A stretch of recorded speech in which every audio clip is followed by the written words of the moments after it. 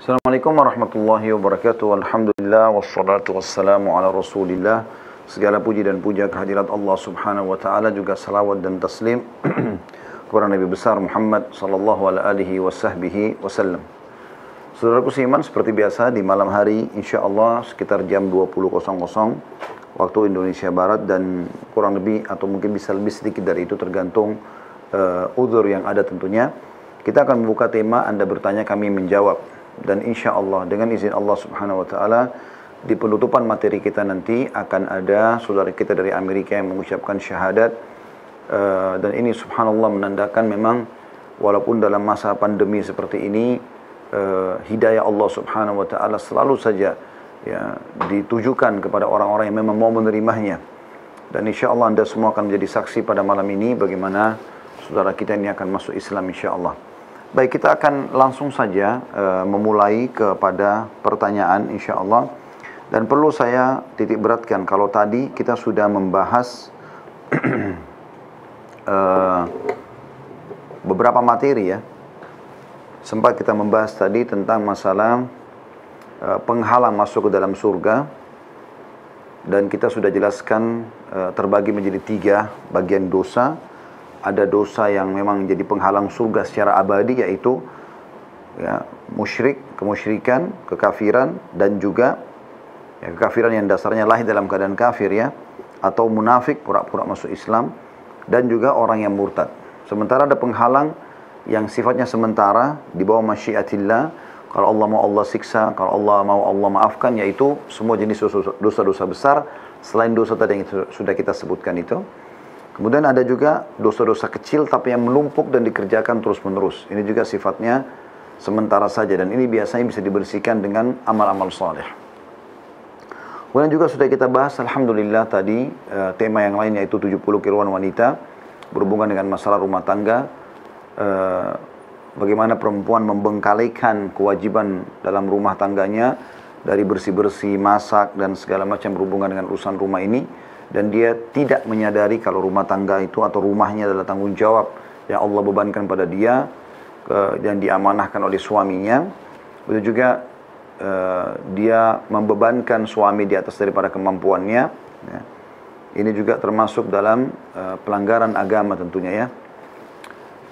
Dan ada beberapa poin yang sudah kita bahas alhamdulillah. Dan tadi sore hari menjelang buka puasa kita sudah membahas tentang memburu Lailatul Qadar atau mengejar Lailatul Qadar lebih tepatnya. Dan insyaallah sekarang kita akan masuk ke tanya jawab kita. Kita akan mulai dari seorang akhwat 26 tahun yang ada di Depok, pembantu rumah tangga. Setelah Assalamualaikum warahmatullahi wabarakatuh, suami saya berbuat zina dan wanitanya hamil, sedangkan suami tidak mengharapkan wanita itu dan tidak mau berpisah dengan saya. Suami tidak mau bekerja, tetap kelilit utang, dan saya bekerja untuk memenuhi kebutuhan rumah tangga. Sedangkan wanita itu orang kaya. Apakah suami harus bertanggung jawab walaupun si wanitanya memaksanya untuk bertanggung jawab? Terima kasih Ustaz. Allah musta'an. Yang pertama, suami Anda dosa besar ini. Ya, zina adalah dosa besar. Dia harus segera taubat nasuha. Itu yang ibu dulu harus tekankan kepada suami. Ya, karena ini dosa besar. Ya, dan mudah-mudahan saja yang tidak terjadi di Ramadan. Ya. Kalau terjadi di Ramadan luar biasa ini. Ya. Karena di bulan suci adalah bulan ibadah, di mana Allah Subhanahu Wa Taala memudahkan hambanya untuk masuk ke dalam surga. Kalau masalah dia hamil di luar nikah, itulah akibat daripada perzinahan. Dan masalah dia minta pertanggungjawaban, itu hak si wanita. Hak si wanita, kenapa suami Anda melakukan itu? Dan tidak bisa alasan dia mengatakan dia tidak suka wanita itu. Saya khawatir suami ibu cuman takut saja atau khawatir berpisah dengan Anda kalau Anda mengancamnya, misalnya kalau sama wanita itu berarti ceraikan saya misalnya. Mungkin gara-gara itu dia membahasakan tadi. Jadi saya rasa permasalahan seperti ini lebih baik dipecahkan secara kekeluargaan, dibicarakan baik-baik. Kalau emang suami ibu seperti yang dibahasakan, maka ketemu dengan keluarganya baik-baik, dibahasakan baik-baik, permohonan maaf gitu kan. Itu jauh lebih baik. Atau memang dia bertanggung jawab dan ibu membuka pintu poligami. Ya, siapa tahu memang di situ justru pintu rezeki yang Allah SWT bukakan ya, dengan bergabungnya ibu dengan wanita tersebut. Ini tentu saran kami saja ya. Ibu punya hak untuk menerima atau tidak. Karena qadarallahu ma syaa' fa'al, sudah terlanjur terjadi semua ini. Selanjutnya dari seorang hamba Allah, seorang ikhwah, 30 tahun Kalimantan, wira swasta. Semoga Ustaz beserta keluarga dan umat muslim dimanapun berada selalu dalam atau berada dalam lindungan Allah SWT. Apa hukum keluar kota di saat pandemi seperti saat ini? Karena istri dan anak-anak ada di Jawa Barat dan pemerintah pun membolehkan pergi keluar kota untuk bertemu keluarga dengan syarat dan ketentuan yang sudah ditentukan oleh pemerintah. Mohon sarannya Ustaz. Jazakallahu khairan. Kalau pemerintah kita membolehkan, silahkan. Ya. Kita kan sekarang sedang menjalankan wali amr, perintah wali amr. Ya, saya tidak tahu kalau memang sampai pada tingkat diizinkan. Kalau Bapak bisa memenuhi syarat-syarat dari pemerintah dan hanya pemerintah mengizinkan, silahkan saja. Itu hak Bapak insya Allah. Dan ini seorang hamba Allah laki-laki 25 tahun di Makassar. Assalamualaikum warahmatullahi wabarakatuh. Ustaz, cara bertobat dari dosa zina, kemudian bertobat tapi tergelincir ke zina lagi. Bagaimana memantapkan hati untuk meninggalkan zina Ustaz? Untuk istiqomah. Apakah berzina masih bisa berdoa untuk mendapat akhwat yang salihah dan perawan? Terima kasih. Pertama sekali, setiap dosa, akhi, kalau mau ditinggalkan, apapun itu sifatnya, maka saran saya yang pertama adalah baca ancaman Allah di dosa itu. Baca ancaman Allah di dosa itu. Jadi apapun dosa yang teman-teman mau tinggalkan, bacalah ancaman Allah di dosa itu. Supaya Anda terdorong ya untuk bisa meninggalkan karena Allah. Ya, Allah mengatakan dalam Al-Quran tentang zina, a'udzubillahi minasyaitonir rajim, wa la taqrabuz zina innahu kana fahishatan wa sa'a sabila. Jangan dekati zina itu. Jangan mulai mendekatinya ke sana karena dia adalah seburuk innahu kana fahisha, karena dia perbuatan keji, wa sa'a sabila, dan itu adalah seburuk-buruk langkah yang diambil. Jadi fahami dulu tentang masalah itu, bahwasanya dia adalah dosa yang Allah larang. Juga Nabi SAW mengatakan, ya, tinggalkanlah 7 dosa yang membinasakan, atau masuk dosa zina masuk dalam salah satu dosa besar, ya. Bukan dari hadis 7 dosa membinasakan, tapi zina termasuk dari bagian daripada dosa-dosa besar yang harus ditinggalkan. Lalu bacalah cukup banyak dalil berhubungan dengan masalah itu ya. Belum lagi Anda melakukan biologis dalam kondisi tidak sehat, tidak tenang, diliputi dengan ketakutan. Maka pada saat Anda berzina sebenarnya sedang melampiaskan biologis. Dan biologis adalah jalan untuk melahirkan generasi manusia. Allah subhanahu wa ta'ala ingin manusia lahir dengan cara yang benar. Generasi manusia, bukan dengan cara yang diharamkan olehnya. Oleh karena itu, pikirkan baik-baik. Ya. Pada saat mau meletakkan kemaluan di kemaluan yang tidak halal, maka pikirkan baik-baik. Karena status sperma Anda masuk ke rahim wanita tersebut, ya, dan dia hamil, maka berarti wanita itu akan menjadi ibu anak Anda selamanya. Mau baik atau buruk. Itu juga seorang akhwat yang dengan mudah menerima sperma laki-laki lain yang tidak halal bagi dia, maka status saja sudah cukup membuat kalau dia hamil, laki-laki itu akan menjadi status ayah anak-anaknya selamanya, baik atau buruk. Itu yang pertama. Yang kedua, menikah. Karena orang kan berzina itu, atau dia pacaran di luar nikah, karena kan dia butuh lawan jenis, dia butuh ngobrol, dia butuh menatap, dia butuh ciuman, dia butuh pelukan. Dan Allah membolehkan itu, tapi dengan cara yang Allah perintahkan. Kan dua ini, zina diharamkan, nikah dihalalkan. Maka lakukanlah lakukanlah nikah ini, tinggalkan zina itu. Ya, kan? Tentu kita semua berusaha teman-teman sekalian untuk meninggalkan semaksimal mungkin perbuatan haram ini. Dan kita memohon kepada Allah SWT, ini langkah yang ketiga adalah memohon agar Allah selamatkan kita dari itu, supaya tidak ada lagi pikiran kita ke situ. Tapi insya Allah teman-teman sekalian, kalau Anda sudah lakukan 2 poin pertama ini, insya Allah, terutama poin yang kedua, Anda menikah, maka Anda akan masuk dalam hadis Nabi SAW, man tazawwaja faqad dhamina nisfa dinahu falyattaqillaha fi nisfil baqi. Barang siapa yang telah menikah, maka dia telah menyelamatkan setengah agamanya, maka dia tinggal bertakwa kepada Allah di setengah yang tersisa. Baik, itu juga sebaliknya, at-thayyibatu lit-thayyibin, ya, orang wanita baik-baik untuk laki-laki yang baik-baik. Jadi memang akan ke sana kalau Anda tobat nasuha insyaallah. Selanjutnya dari saudara Ari tadi, ya, Assalamualaikum warahmatullahi wabarakatuh. Bagaimana Anda mencari ridho Allah? Kadang Anda pengen membantu orang, tapi hidup Anda sendiri pas-pasan. Kadang Anda merasa menyesal kalau tidak bisa membantu orang. Kadang iri kepada orang kaya yang bisa ringan tangan menolong orang, dan lagi banyak menolong orang dan juga banyak. Terutama pada pandemi ini, yang di daerah Anda adalah zona merah, yang banyak orang mulai kekurangan uang dan pangan. Terima kasih Ustaz. Semoga Ustaz dan kaum muslim selalu diberi kemudahan dan kesehatan. Allahumma amin.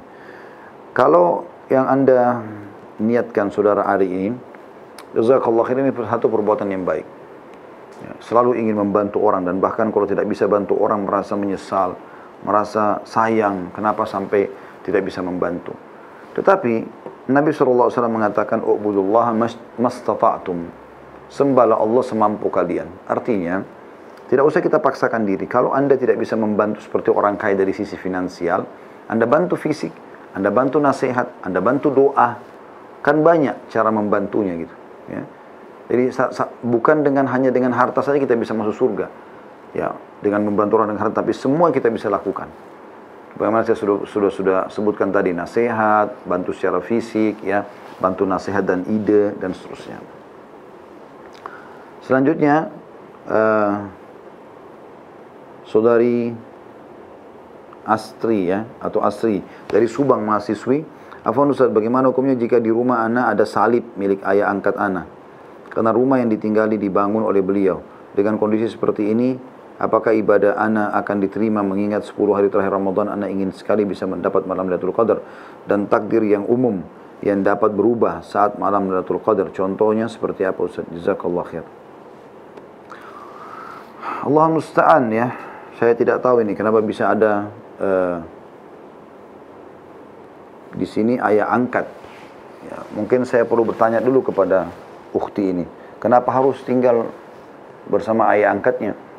Kenapa nggak tinggal sendiri misalnya? Kalau memang Anda mengatakan belum mampu dan memang tidak ada keluarga yang bukan angkat ya, betul-betul kerabat yang bisa apa namanya, Anda minta tolong kepadanya, nah itu berbeda. Tinggal kalau Anda terpaksa tinggal di rumah orang non muslim seperti ini, minimal di kamar yang Anda tidur tidak ada salibnya. Ya, itu minimal sekali. Tapi saya sarankan untuk tidak tinggal serumah, karena memang ini akan sangat repot ya. Karena sisi makanan, mereka tidak kenal yang kita haramkan ya. Mereka memakan semuanya, mungkin walaupun yang Allah haramkan. Mereka juga bisa berpakaian semaunya ya. Mereka bisa beribadah di rumah mereka semaunya. Itu kan semua berbahaya buat kita gitu ya. Belum lagi kalau Anda merasa punya jasa, kemudian dia minta tolong diantar ke gereja kah, atau diajak untuk melakukan ritual-ritual mereka, ini kan tidak boleh, karena dalam prinsip itu kan kita mengatakan lakum dinukum waliyadin. Allahu a'lam. Jadi kalau masih ada kesempatan untuk bisa datang kepada rumah kerabat yang memang hubungan kerabat langsung, orang tua kandung dan seterusnya, itu jauh lebih baik. Paman, sepupu dan seterusnya. Tapi kalau sepupu tentu sesama jenis ya, perempuan sama perempuan, laki-laki sama laki-laki, supaya memang mahramnya. Selanjutnya, saudari Syifa, 14 tahun dari Jogja, seorang pelajar. Assalamualaikum warahmatullahi wabarakatuh. Ustaz, saya mau tanya, su'udhan termasuk sifat tercela bagi manusia. Sebab menurut hadis Rasulullah SAW, perbuatan dinilai akdzabul hadis. Ya. Maksudnya apa Ustaz? Jazakallah khair. Akdzabul hadis itu maksudnya sedusta-dusta pernyataan ya. Yang dimaksud dengan perkataan Nabi SAW, iyakum wadh-dhann fa inna dhann akdzabul hadits. Itu hadisnya begitu ya. Hati-hatilah kalian dengan prasangka buruk, karena dia adalah sedusta-dusta pernyataan. Maksudnya adalah tidak boleh memang kita memulai sesuatu dengan prasangkaan buruk, kecuali memang betul-betul jelas depan mata ini bukan prasangka tapi betul real. Misalnya orang mau mencuri depan mata kita, kita lihat benar-benar orang ini mau mencuri, ya sudah, ini bukan su'udhan lagi gitu. Memang ini harus kita sampaikan, kita buka, kalau tidak akan terjadi mudarat yang besar, kan begitu. Tapi sangka buruk ini kayak misalnya orang rumah tangga, suami istri telat, suaminya telat pulang, lalu dia sangka buruk, mungkin begini, mungkin begitu, ya. Atau temannya telat datang, kemudian dia langsung bersangka buruk. Sampai pernah ada sahabat gelisah karena pernah janjian dengan sahabat yang lain. Lalu dia mulai berpikiran yang kenapa nih gitu. Lalu Nabi SAW lihat dia ditanya kenapa, dia mengatakan, ya Rasulullah, si fulan janjian sama saya tapi dia gak datang-datang. Kata Nabi SAW, cobalah cari alasan untuk saudaramu. Mungkin alasan yang baik yang bisa kita cari tahu. Itu yang saya maksudkan. Jadi akdzabul hadits artinya sedusta-dusta pernyataannya. Karena kalau orang mulai terus prasangka buruk, semua orang disangka buruk, maka semua hidupnya kecurigaan. Itu akan membuat dia tidak tenang. Dan itu pernyataan yang dusta. Selanjutnya, seorang akhwat Ananda, 20 tahun, Sulawesi Utara, mahasiswi. Assalamualaikum warahmatullahi wabarakatuh. Ustaz, jika masuk suatu instansi dan disuap panitianya agar lulus seleksi, apakah jika lulus dan bekerja di instansi tersebut, pekerjaan itu tidak halal? Di sini dirincikan oleh para ulama, yang saya pernah tanyakan itu ya, pada guru-guru kami. Kalau pekerjaan itu dasarnya halal, dan terjadilah ya, persaingan pada saat itu dan akhirnya Anda membayar sogok menyogok, makanya jadi haram sogok menyogoknya gitu kan. Tapi pekerjaan setelahnya dilihat pekerjaan ini halal atau tidak. Kalau halal maka jadi halal, dia tinggal taubat dari perbuatannya itu. Tapi tetap tidak boleh dianggap remeh masalah ini ya. Karena ada juga pendapat yang mengatakan kalau dimulai dari yang haram maka haram semua setelahnya. Ya, haram semua setelahnya kecuali memang dasarnya dia menyampaikan ya, apa adanya. Kalau memang ini saya kayaknya kemarin tidak normal, tidak real menghadapi permasalahan ini, atau saya pada saat mendaftarkan seleksi maka saya mau dites kembali. Misal, kalau Anda dites normal ternyata betul Anda lulus, alhamdulillah. Ya, itu jadi lebih baik. Selanjutnya dari seorang ikhwah, Ali dari Bandung, 35 tahun ya, karyawan.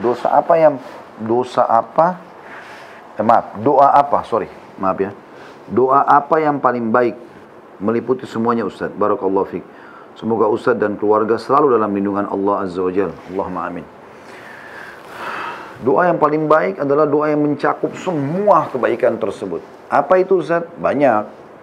Saya coba sebutkan beberapa. Yang pertama, doa yang masyhur sekali. Allah sebutkan tentang orang kalau musim haji dianjurkan selalu membaca ini, apalagi lagi di Arafah ya, di Masy'aril Haram. Juga pada saat lagi tawaf, 7 kali tawaf, 7 kali minimal diulangi doa ini. Itu minimal ya, bisa lebih daripada itu. Yaitu doa yang masyhur, Rabbana atina fid dunya hasanah wa fil akhirati hasanatan wa qina adzabannar. Ya Allah, berikanlah aku seluruh kebaikan dunia, seluruh kebaikan akhirat, dan selamatkanlah aku dari api neraka. Ya, ada lanjutan doanya, wa adkhilnal jannata ma'al abrar, dan masukkanlah kami ke dalam surga bersama dengan orang-orang yang patuh. Ya Azizu ya Ghaffar, wahai Zat yang maha mulia dan maha pengampun. Ya Rabbal Alamin, wahai Tuhan alam semesta. Itu yang pertama.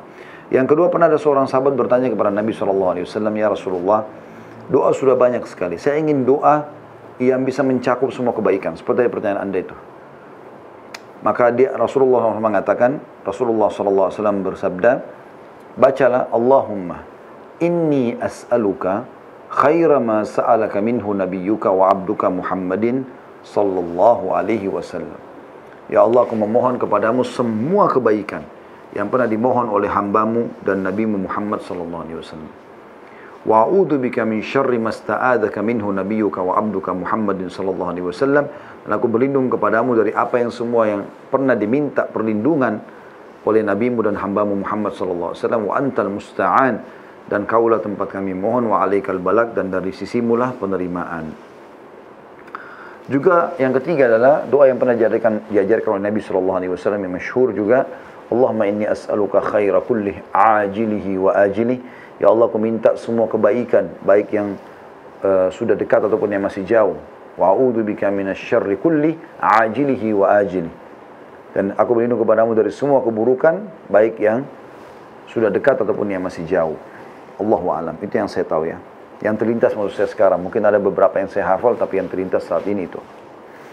Selanjutnya dari seorang ikhwah Jum, namanya, 22 tahun, dari Lombok, seorang welder. Assalamualaikum warahmatullahi wabarakatuh. Bagaimana hukumnya puasa kalau tidak sholat? Apakah puasa-puasa saya yang dulu harus diganti kalau puasa saya tidak sah karena tidak sholat? Ini mungkin lebih baik saya tanyakan kembali ya. Tolong ikhwah dicatat ini. Saya pastikan lagi hukumnya insyaAllah, dan kita coba akan jawab esok hari insyaAllah ya.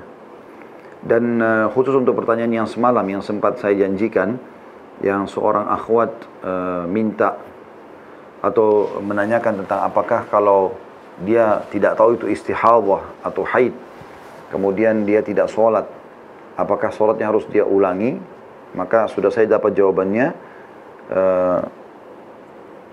bahwasanya dia tidak perlu menggantinya ya.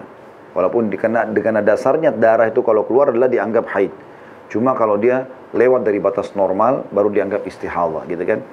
Jadi kalau selama dasarnya adalah dia menganggap meninggalkan sholat bukan karena lalai, tapi memang karena dia anggap dia sedang haid, maka itu tidak perlu dia mengqadanya. Allahu a'lam. Tapi pertanyaan ini insya Allah kita akan coba tanyakan nanti ya. Apakah memang puasa Ramadan dianggap tidak diterima kalau seseorang itu tidak sholat 5 waktu? Insya Allah kita akan tanyakan nanti. Sekarang terlintas di benak saya, tapi saya ingin lebih pastikan lagi masalah ini ya. Seorang laki-laki atau ikhwan bernama Dipta, 24 tahun mahasiswa. Assalamualaikum warahmatullahi wabarakatuh. Saya sering merasakan ada air pipis yang menetes pada saat sholat, sujud, ruku. Dan setelah selesai sholat saya cek memang ada titik yang basah di pakaian saya. Jadi saya sering mengulang-ulang sholat saya. Padahal saya pipis sudah sesuai sunnah. Jongkok, kaki ditekuk satu, saya juga berdehem atau batuk dan mengurut kemaluan saya beberapa kali. Tapi tetap saja pipis saya masih keluar setetes atau 2 tetes ketika sholat. Apakah saya dosa mengulang-ulang sholat saya? Apakah saya terhalang untuk mendapatkan kebaikan seperti Lailatul Qadar, Ustaz? Saran saya Anda coba konsultasi ke teman-teman medis ya. Kalau memang menurut teman-teman medis itu adalah penyakit, dalam arti kata memang itu tidak bisa dikontrol, maka insya Allah sah sholat Anda. Tapi kalau memang dasarnya ini hanya, kalau secara medis tidak ada masalah, ya mungkin hanya sekedar was-was, kemungkinan besar mungkin butuh waktu lebih dalam berhati-hati dalam menyelesaikan kencing itu biar sampai selesai dulu semua. Ya. Dan Anda juga pastikan pada saat sudah cebok, coba gunakan tisu. Dalam arti kata, dilap, dibersihkan bagian kemaluannya sampai kering benar. Kemudian Anda baru menutup celana dalamnya, baru sholat. Kalau memang setelah sholat Anda lihat ada basah lagi, berarti kemungkinan memang karena masalah penyakit ini. Tapi kalau tidak ada basah, cuma seperti was-was saja, berarti kemungkinan yang basah selama di celana Anda bukan kencing, tetapi air sisa dari cebokan tadi. Seperti itu kurang lebih. Mudah-mudahan ini Allah angkat dari Anda permasalahannya. Dari seorang hamba Allah, akhwat 17 tahun, Balikpapan, seorang pelajar, pertanyaannya Assalamualaikum warahmatullahi wabarakatuh. Jazakallah khair, Ustaz sudah membacakan pertanyaan ana. Afwan, jika seorang wanita sebelumnya belum mengetahui hukum mengenai istihadah dan hukum wanita yang sedang beristihadah ternyata boleh melaksanakan puasa dan sholat. Kemudian si wanita baru mengetahuinya, apakah sholat si wanita yang ditinggalkan semasa ia belum mengetahui hal tersebut perlu diqadha? Ini yang tadi ya, sudah saya jawab ini. Jadi kalau dia tidak tahu kalau itu adalah masa istihadah dan dia meninggalkannya karena berpikir itu adalah haid, maka yang saya dapatkan informasi kemarin adalah boleh saja dia tidak mengqadhanya lagi. Allahu a'lam. Selanjutnya dari seorang hamba Allah, akhwat 29 tahun, karyawan di Tangerang. Semoga Allah merahmati Ustaz dan kita semua, amin insyaallah. Saya lagi dijodohkan dengan pilihan orang tua, sudah tukaran CV, dan di CV-nya beliau bilang hobi bermain musik. Situ saya sudah nggak bisa nerima Ustaz. Apa saya salah untuk menolaknya hanya karena musik? Mohon pencerahannya Ustaz, jazakallah khair. Enggak salah. Apakah kalau anda termasuk sependapat dengan kami yang mengatakan musik itu haram, maka saya merasa ini adalah sesuatu yang baik. Anda bisa menolak dia. Berharap insya Allah Allah datangkan justru orang yang sefaham dengan anda yang tidak lagi menyukai musik sehingga sibuk dengan tilawah dan majelis ilmu. Allahu a'lam. Setelah salam, Waalaikumsalam warahmatullahi wabarakatuh. Seorang ikhwan 27 tahun dari Palembang. Saya mau bertanya, istri saya sering tidak mendengar perkataan saya. Seperti kalau memberi anak makan di komplek harus menutup aurat. Terkadang memakai pakaian biasa. Serta saya memelihara jenggot, selalu protes. Dan juga mertua sering mengajak jika ada perayaan Natal dan Imlek ke rumah saudaranya. Bagaimana menyikapi Ustaz? Barakallahu fiik. Tegas dalam masalah ini. Ya. Tegas. Jadi harusnya tegas dalam masalah ini. Dalam arti kata, kalau dalam hadis disebutkan dayuth ya. Dayuth itu Nabi SAW hardik dia. Siapa dayuth itu? Seorang laki-laki atau suami yang tidak lagi peduli dengan pelanggaran istrinya. Maka dia harus patuh, tidak boleh tidak di sini. Tapi Allah SWT mengatakan, kan sekarang istri antum ini menjadi mad'u, orang yang didakwahi oleh antum kan. Allah mengatakan dalam surah Al-Mujadilah, a'udzubillahi minasyaitonirrajim, ud'u ila sabili rabbika bil hikmati wal mau'izatil hasanah wajadilhum billati hiya ahsan. Berdakwalah kamu di jalan Tuhanmu dengan hikmah, dengan mengajak bicara sesuai dengan tingkat akalnya ya. Karena hikmah itu meletakkan sesuatu pada tempatnya. Kemudian mau'izah hasanah, sebutkan dulu tentang keutamaan menutup aurat dalam Islam. Anda tinggal ketik di Google saja keutamaan berhijab dalam Islam. Akan keluar kok semua artikel, bacakan dia. Kalau dia betul-betul tidak mau, baru Anda masuk ke ancamannya. Kalau tidak pakai jilbab, ini loh ancamannya. Kalau dia masih tetap mau berdialog, maka wajadilhum billati ahsan. Berdebat pun dengan cara yang baik. Kalau juga setelah itu tidak mau dengar, apalagi memang sampai pada tingkat juga mertua malah mengajak ke Natalan, ke Imlek dan seterusnya, maka Allahu alam, saran saya Anda istikharah dan ikuti petunjuk setelah itu. Ya, saya cuma tidak mau mengatakan pisah saja gitu. Tapi saya melihat Anda istikharahkan biar Allah Subhanahu wa taala yang menentukan itu insyaallah.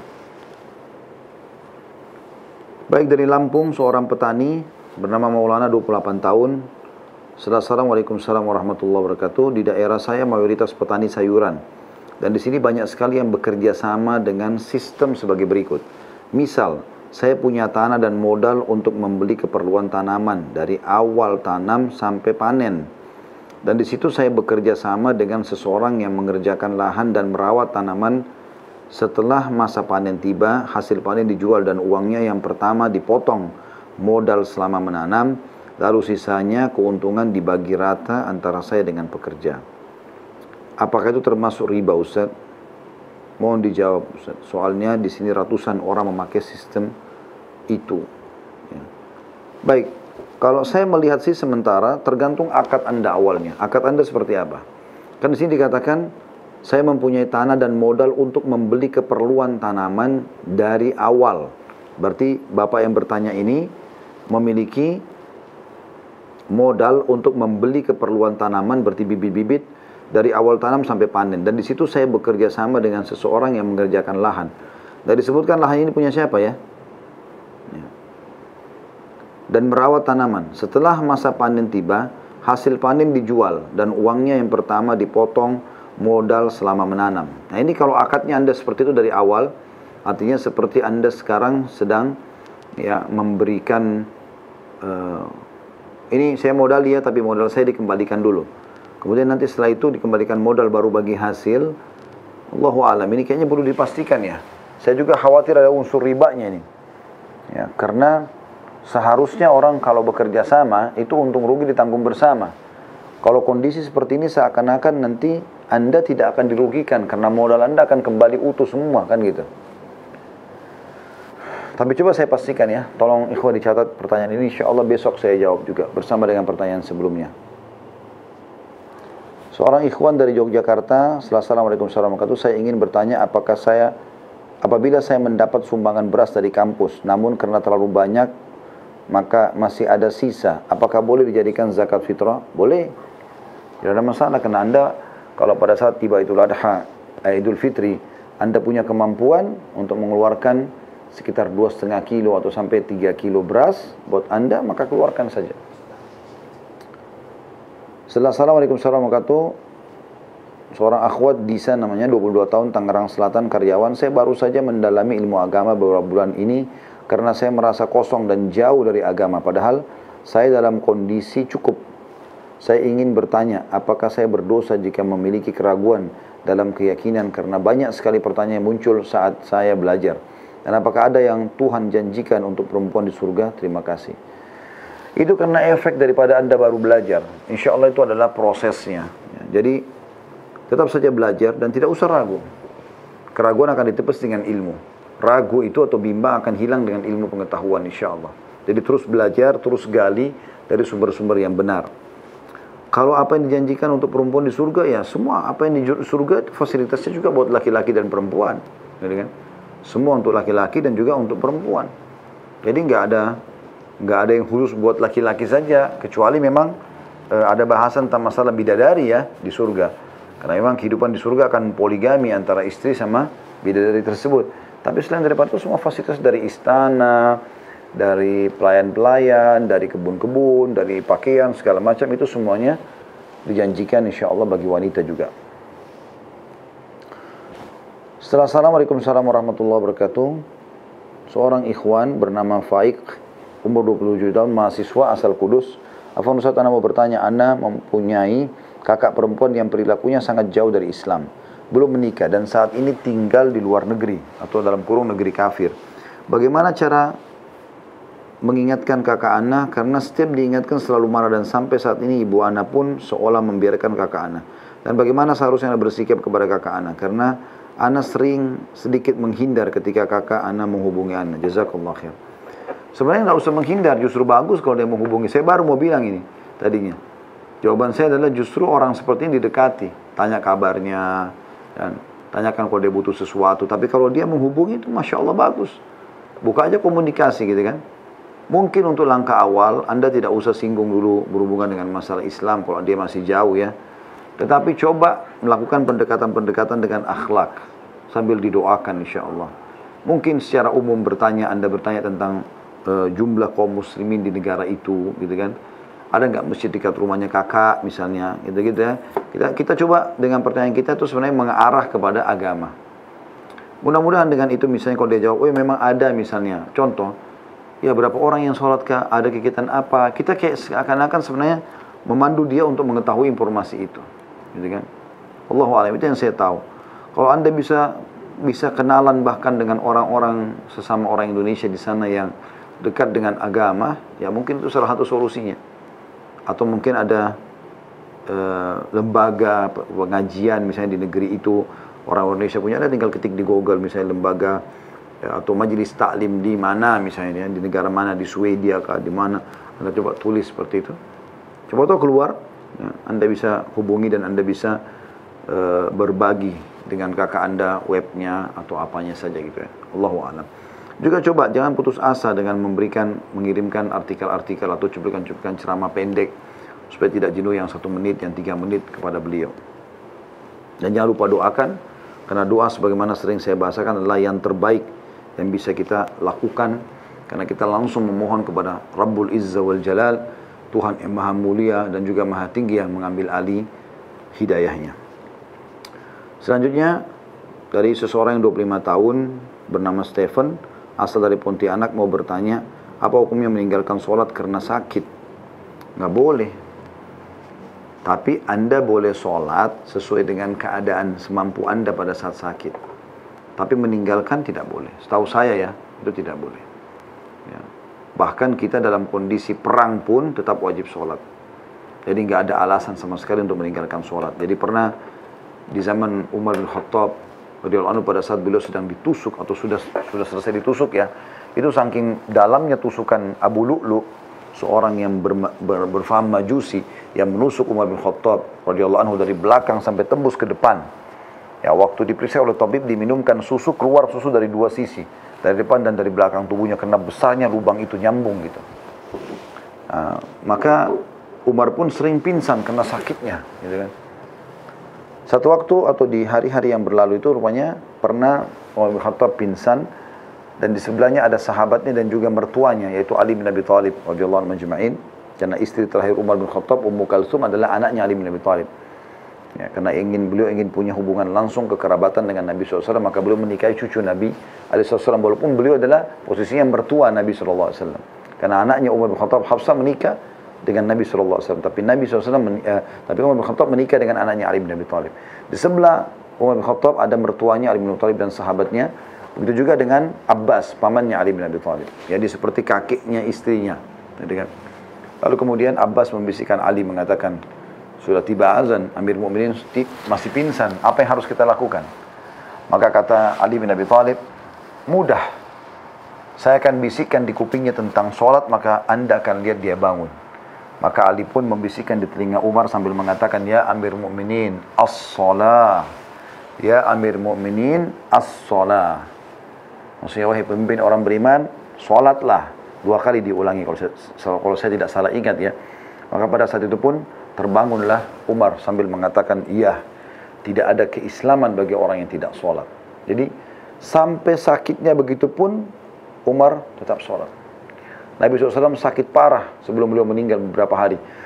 Demam, panasnya luar biasa sampai beliau minta didatangkan air, digebyurkan di badannya beliau SAW karena panasnya. Tapi Nabi SAW tidak tinggalkan sholat walaupun di atas ranjang beliau, walaupun dalam kondisi duduk. Sampai Aisyah mengatakan radhiyallahu anha, jangan kalian tinggalkan sholat malam, karena Nabi SAW tidak pernah tinggalkan, baik dalam kondisi beliau mukim, musafir, sakit, sehat, tetap sholat. Dan walaupun beliau lagi jenuh, dan terkadang Nabi SAW dalam kondisi sulit pun sholat sambil duduk. Seperti itulah. Ya, jadi tidak boleh ditinggalkan. Kemudian dari seorang ikhwah, Fikri 20 tahun, Gorontalo, mahasiswa. Assalamualaikum warahmatullahi wabarakatuh. Mau nanya, tanda orang yang mendapatkan Lailatul Qadar seperti apa? Mohon penjelasannya. Kita nggak bisa sebutkan tanda khusus dia pribadi ya. Setahu saya tidak pernah tahu ada tanda itu.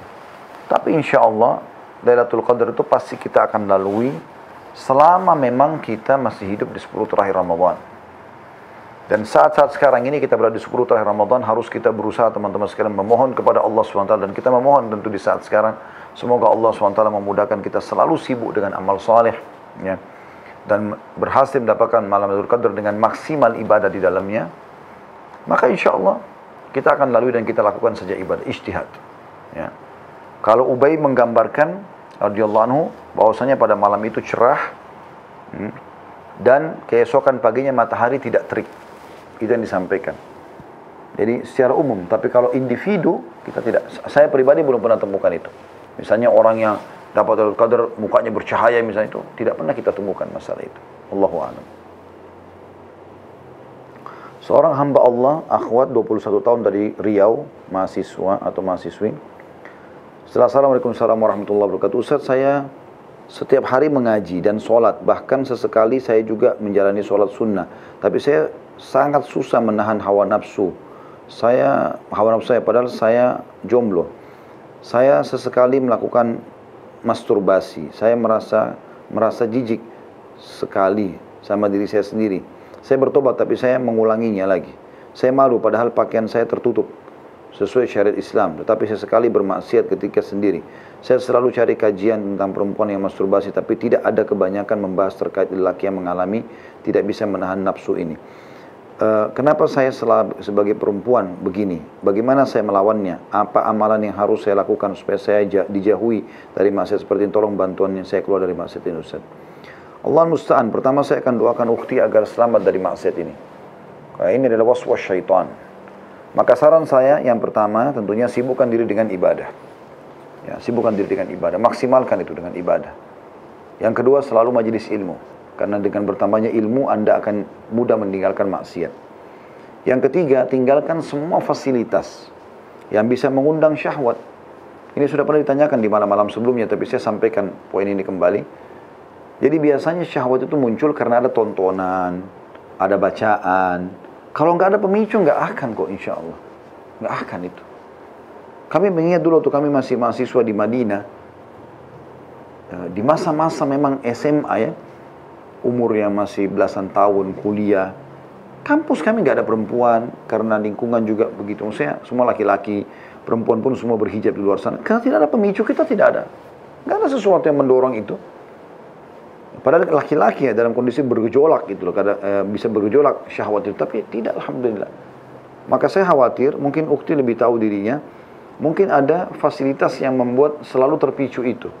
Kayak Anda menyimpan cuplikan film porno misalnya, atau apalah, cuplikan mesra. Anda lihat, itu sudah cukup untuk memicu memang. Ya. Maka ini saya sarankan dijauhi. Nggak boleh ada. Atau Anda ada di grup di mana teman-teman di situ memang sering kirim foto-foto. Ya, Anda perempuan misalnya, oh ini foto laki-laki ganteng nih, gini, apalah, mungkin dibahasakan nanti badannya apa, segala macam dengan vulgar. Maka itu pemicunya. Keluar dari grup itu, jangan ada di situ. Biidnillahi ta'ala, dengan izin Allah, kalau tidak ada penyebab itu akan aman. Kemudian saran saya yang selanjutnya, yang keempat adalah nikah. Menikah, mudahkan pernikahan. Bicara pada orang tua, sampaikan, gitu kan. Bukan bicarakan masalah ini ya, tapi berbicara tentang apakah ada jodoh buat saya, gitu kan. Saya rasa sudah siap untuk menikah. Karena syahwat itu harus memang dilampiaskan. Tapi pada yang halal dengan cara menikah. Yang terakhir berdoa kepada Allah SWT agar Allah mudahkan jodoh yang baik buat Anda tentunya. Saya cukup dengan pertanyaan di sini ya. Mungkin saya tinggal bacakan satu lagi insya Allah karena ada saudara kita dari Amerika yang akan connect habis ini, akan masuk Islam insya Allah, kita saksikan sama-sama ya. Teman-teman tim tolong disiapkan komputernya. Dari seorang hamba Allah, seorang akhwat 25 tahun dari Sukabumi, wira swasta. Bismillah Ustaz, apakah dosa bila menolak ajakan suami berjima saat keadaan sedang hamil muda karena khawatir dengan kandungan? Kalau kembali kepada medisnya, kalau memang secara medis setelah Anda dicek, ya, dokter mengatakan sebaiknya jangan berhubungan dulu, ya sudah bahasakan dan usahakan pada saat konsul dengan dokter, ajak suami supaya suami dengar langsung, gitu kan? Jangan sampai dia mengira bahwasanya Anda mengarang-ngarang itu, kan begitu. Itu poinnya saya sarankan. Allahu a'lam. Ya. Tapi kalau secara medis nggak masalah. Kami pun melalui masa-masa itu ya. Dan Allahu a'lam, saya pribadi sih tidak melihat semua dokter melarang itu. Tapi ada mungkin sebagian yang memberikan saran saja ya. Tapi selama ini alhamdulillah tidak pernah ada masalah dengan itu. Jadi saya rasa ibu jangan terlalu terbawa was-was ya. Sehingga akhirnya Anda menolak ajakan suami yang merupakan kewajiban ibu. Allahu a'lam. Baik, tafadhal, silakan.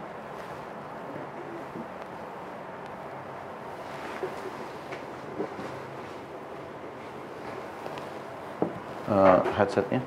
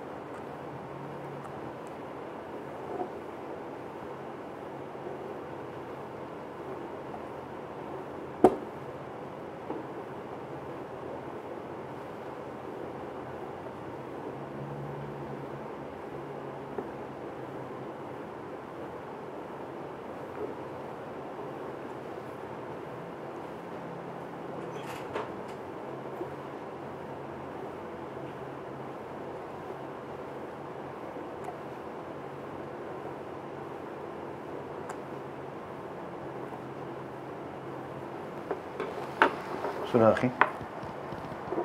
Lagi persiapan, baik. Sambil menunggu mungkin saya bacakan lagi pertanyaan yang sudah masuk ya.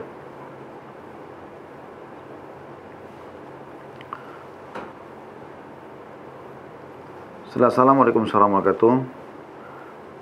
Ada seseorang yang bertanya mengatakan, ada laki-laki yang mendekati saya yang ingin menikah dengan saya tapi saya tidak memiliki perasaan terhadap laki-laki itu. Dan laki-laki itu terus mendekati saya sampai mengganggu aktivitas saya.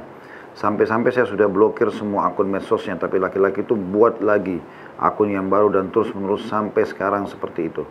Apakah tindakan saya salah untuk menghindari laki-laki itu dan apa yang harus saya lakukan? Jazakallahu khair atas jawabannya. Lihat saja bagaimana metode dia mendekatkan diri kepada Anda. Kalau dia dengan santun, dengan baik, mungkin dia hanya mendapatkan informasi adalah Anda seorang akhwat yang solehah, dan dia to the point memang dia mau menikah, bukan mau bermain-main. Dia tidak mengucapkan kata-kata vulgar, mengundang syahwat. Maka saran saya istikharahkan saja. Mungkin itu jodoh Anda. Tapi kalau memang Anda lihat pendekatannya dia malah kepada pengiriman foto ini, foto itu, bahkan yang vulgar, mengajak pertemuan maksiat kepada Allah SWT, ya sudah bagus Anda blokir. Insya Allah itu yang terbaik. Dari seorang hamba Allah, akhwat 26 tahun, Palembang, karyawan. Ustaz, bagaimana hukumnya akhwat yang membatalkan pernikahan setelah dikhidbah atau lamaran? Karena banyak kejanggalan dari ikhwan tersebut, baik dari akhlak dan sholat pun jarang. Dia berbohong dari saya. Saya sudah istikharah dan tahajud memutuskan untuk tidak ingin melanjutkan dengan ikhwan tersebut. Mohon solusinya Ustaz, agar masing-masing keluarga bisa ikhlas menerima keputusan ini tanpa ada sakit hati. Jazakallah khair. Itu hak Anda secara syar'i. Apalagi kalau tolok ukurnya memang sholat. Itu luar biasa. Kalau saya melihat ini keputusan yang sangat tepat. Dan tidak usah khawatir soal menyampaikan keputusan itu. Ya. Jadi sampaikan baik-baik dengan santun. Kalau saya ini membutuhkan seorang imam yang sholat dan begini, dan saya punya data kalau orang ini tidak sholat, dan itu tidak mungkin saya menikah dengan orang yang masih jarang sholatnya, gitu kan? Kalau dia bilang saya mau perbaikin, ya sudah, itu mungkin dengan orang lain. Saya tidak bisa dengan orang yang baru mau perbaikin. Saya butuh orang yang sudah melaksanakan. Itu hak Anda. Allahu a'lam. Selanjutnya yang terakhir ya, hamba Allah, seorang ikhwah 17 tahun Tegal pelajar. Ustaz, saya terlahir dari keluarga muslim. Namun saya menyadari saya kurang maksimal dalam menuntut ilmu agama. Namun alhamdulillah saya sudah memantapkan untuk hijrah, tetapi orang di sekitar lingkungan saya menganggap saya sok alim dan sok suci. Karena saya sering men-share tentang kajian-kajian islami. Dan saya selalu menyertakan Allah di setiap langkah dan kegiatan saya. Saya berusaha menjalankan sunnah dan mempraktikannya di lingkungan keluarga saya. Namun dari orang yang umurnya selisih lebih tua dari saya, mereka menganggap bahwa saya hanya omong kosong belaka, dan kesannya saya tidak boleh lebih tahu dari mereka. Sehingga jika saya menyampaikan suatu hal yang insya Allah menurut ajaran saya benar, mereka tidak mau kalah dari apa yang saya sampaikan. Lalu apa yang sebaiknya saya lakukan? Apa saya harus menyimpan ilmu ini rapat-rapat? Tidak, praktikin saja, jalankan saja. Tidak usah khawatir. Yang penting teman-teman sekalian, yang saya tangkap ini sebenarnya lingkungan Anda hanya tidak mau digurui. Dipikir mungkin Anda anak kecil yang baru belajar kemarin terus tiba-tiba mau mengajarkan, gitu kan. Jadi hindari saja masalah mengajarkan dulu. Ya. Jadi tidak usah buru-buru mengajarkan. Memang betul-betul murni Anda mengamalkan dulu. Kecuali jelas-jelas kemungkaran depan mata, dan Anda lihat kalau Anda tidak ingatkan malah jadi masalah yang akan ada pertanggungjawabannya hari kiamat, ingkari saja.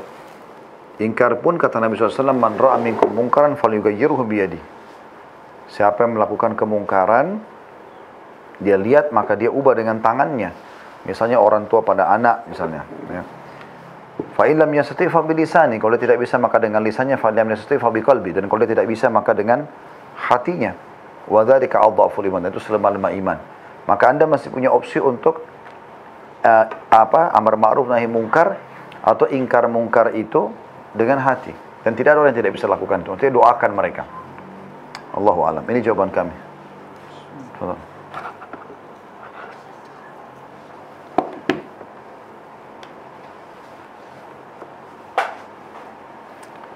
Oke, kita sudah nyambung ya.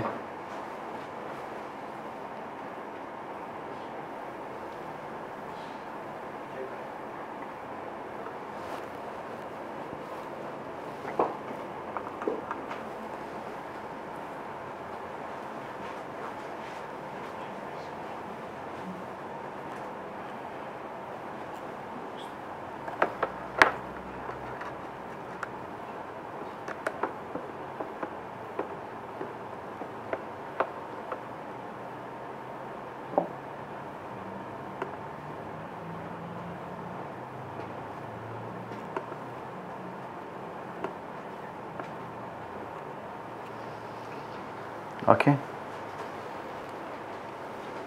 Can you tell us your name?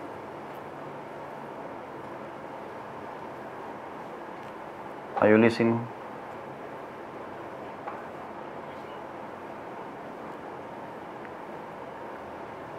Can you tell us your name for the people in Indonesia?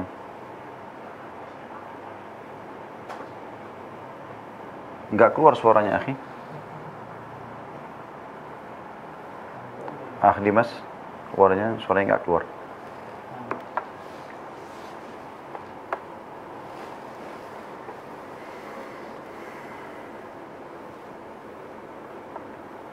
Okay, can you talk? Nggak kedengaran.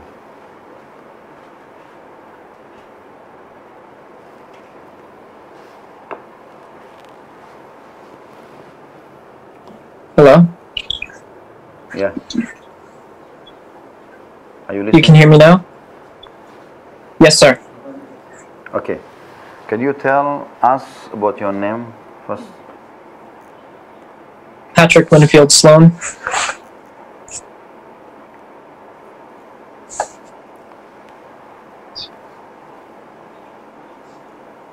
What's your name? Can you hear me? Patrick Winfield Sloan. Oh, oke. Bisa dikasih Ana namanya, karena kurang jelas di sini. Hello? Ya. Ini.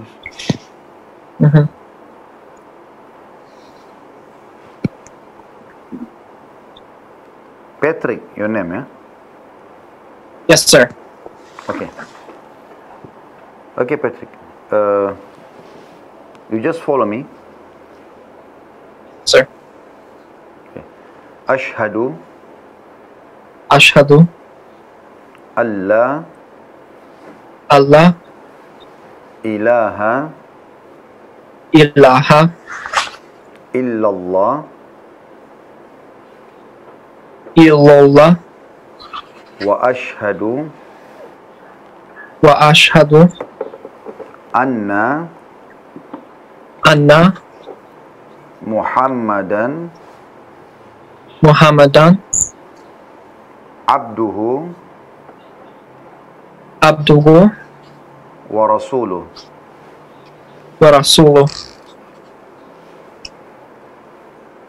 Okay. I be witness that no God except Allah, and I be witness that Muhammad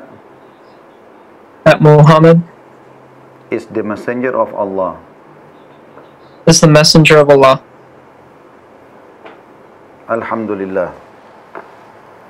Alhamdulillah. Kita saksikan teman-teman sekalian, saudara kita Patrick, can you tell us where you stay?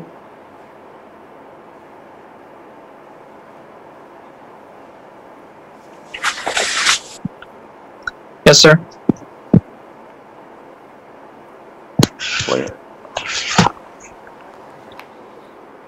I didn't quite catch that last part. Yuan Yunis, okay. I think it's okay. Oke, teman-teman sekalian, karena suara terputus-putus ya. Tapi saudara kita Patrick, alhamdulillah dari Amerika, baru saja mengucapkan syahadat berupa acara kita. Dan insya Allah kita menyambut keislaman beliau ini, dan kita berharap teman-teman kita dari kawan-kawan Indonesia yang sudah membantu beliau untuk mengucapkan syahadat ini, untuk membantu lebih lanjut keislamannya, dan insya Allah saya mendapatkan informasi beliau akan menikah dengan wanita orang Indonesia setelah masuk Islam insya Allah. Dan kita insya Allah dengan ini menutup acara kita yang sudah mendukung kita dari medsos, baik itu di Instagram, di Facebook, ataupun di YouTube insya Allah. Jazakumullah khairan telah bergabung dan terus dukung kami. Bagi teman-teman di YouTube untuk subscribe, like, dan juga tekan loncengnya supaya jangan luput dari informasi kami. Dan di Instagram dan Facebook juga kami berharap Anda terlalu memfollow kami dan sebarluaskanlah dakwah ini dan bantu channel ini dan juga channel-channel dakwah yang lainnya. Oke, Patrick, we say congratulations for you and I will call you back. Oke. Assalamualaikum. Baik, subhanakallahumma bihamdika asyhadu an la ilaha illa anta astaghfiruka wa atubu ilaik. Wassalamualaikum warahmatullahi wabarakatuh.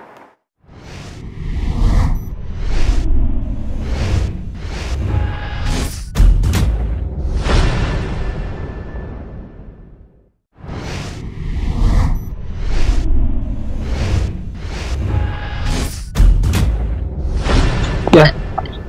Ini saya nggak apa-apa kan ya di frame sekarang?